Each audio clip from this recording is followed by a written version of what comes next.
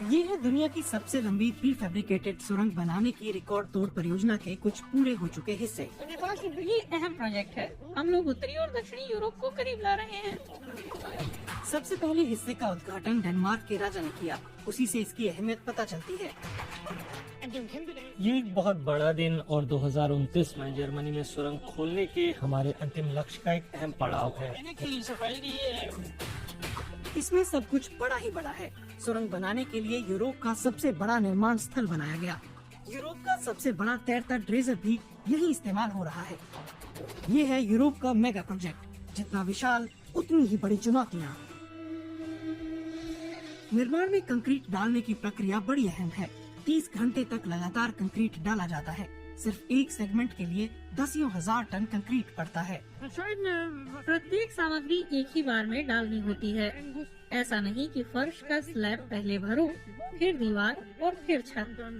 हम समूचे सेगमेंट पर एक ही बार में कंक्रीट बिछाते हैं, क्योंकि हमें ये सुनिश्चित करना होता है कि तापमान घटने बढ़ने से दरार न आने पाए। जलरोधी निर्माण कार्य में ये बहुत जरूरी है।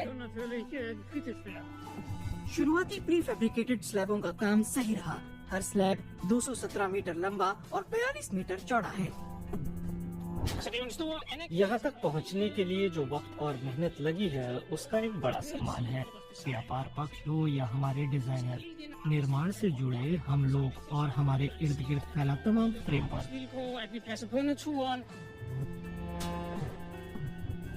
सुरंग में कुल 89 प्री फैब्रिकेटेड हिस्से होंगे। 2 ट्यूबें ट्रेनों के लिए और 2 कारों के लिए। बड़े हिस्सों को फिर समुद्र में डुबोकर जोड़ा जाएगा। उसके बाद अंदर का काम होगा। हमें पता है कि समुद्री खाई खोदते समय कुछ द्वीप हमसे नष्ट हो जाएंगे, लेकिन कुल रीफ एरिया का ये बहुत ही छोटा सा हिस्सा होगा, सिर्फ 0.05%। और जितने बर्बाद होंगे उससे ज्यादा रीफ अलग लोकेशन में फिर से पनप जाएंगे।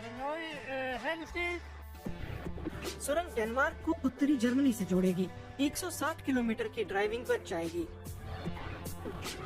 ये ईयू के उस प्रोजेक्ट का हिस्सा है जिसके तहत उत्तरी और दक्षिणी यूरोप के बीच रेल यात्रा को ज्यादा तेज और सुगम बनाया जाना है, ताकि हवाई यात्रा कम से कम हो।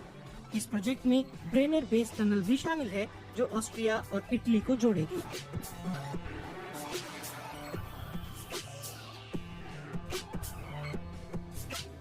64 किलोमीटर लंबी ये निर्माणाधीन सुरंग बनने पर दुनिया की सबसे लंबी रेल सुरंग होगी। इस निर्माण की अनुमानित लागत 7 अरब यूरो है, लेकिन डेनमार्क क्या इसका खर्च निकाल पाएगा? हमारे अनुमान ट्रैफिक की भविष्यवाणी पर आधारित है, जिसके मुताबिक एक दिन में करीब 111 ट्रेनें चलेंगी। हमारा वित्तीय आकलन भी इसी पर आधारित है। हम ये भी मानते हैं कि 2030 से करीब 12,000 कारें इस सुरंग से होकर गुजरेंगी। प्रति कार 73 यूरो का टोल लगने का अनुमान है। ट्रेनों के लिए कीमत अभी तय नहीं है। एक बात तय है कि निर्माण की लागत अगले 20 साल में तो नहीं निकल पाएगी, लेकिन इससे ज्यादा महत्वपूर्ण है मेगा प्रोजेक्ट की सुरक्षा। अगर सुरंग के बीचों बीच पानी रिसने लगे तो असल समस्या खड़ी हो जाएगी। दीवारें अधिकतम रफ्तार में ट्रेन या कार से जुड़े हादसों को झेलने के लिहाज से बनाई गई हैं। एक सेफ्टी बफर तो है, ये कोई समस्या नहीं। सुरंग 2028 में बनकर तैयार होगी। डेनमार्क के लोग ही इसके लिए पैसा खर्च कर रहे हैं, क्योंकि जर्मनों की तुलना में उनके लिए प्रोजेक्ट का महत्व ज्यादा है।